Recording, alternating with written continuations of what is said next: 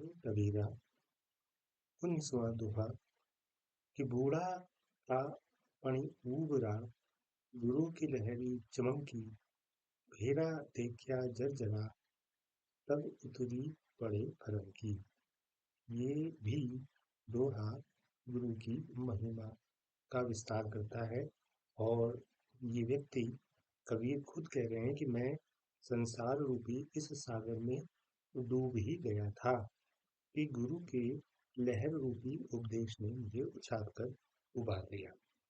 मैं माया मोह रूपी जर्जर नौका पर सवार होकर सागर पार कर रहा था जिसमें डूबना ही था।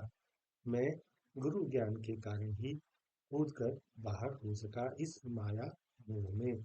इसको योग्यता विस्तार के तहत देखते हैं कि कबीर इस दोहे में कहते हैं कि यह संसार माया मोह और बेवजह की आसक्तियों से भरा हुआ है।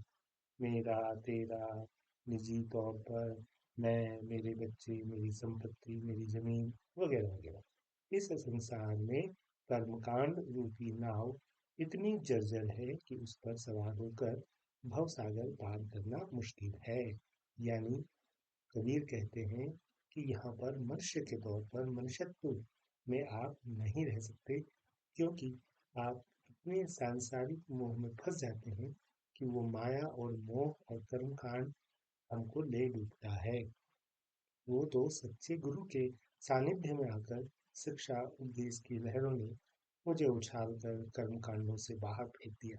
कहने का भाव यह है कि गुरु के संपर्क में आने से ही सांसारिक प्रपंचों से छिटक कर मैं अलग हो गया। यहाँ रूपक अलंकार भी है। संसार को पानी या समुद्र और गुरु के ज्ञान को लहर के तौर पर प्रस्तुत किया गया है और मनुष्य को डूबते हुए व्यक्ति के रूप में दिखाया गया है। यहाँ उपमेय और उपमान में सीधा संबंध स्थापित किया गया है और ना तो जैसे या मानो शब्द नहीं आए हैं, इसलिए ये रूपक अलंकार है।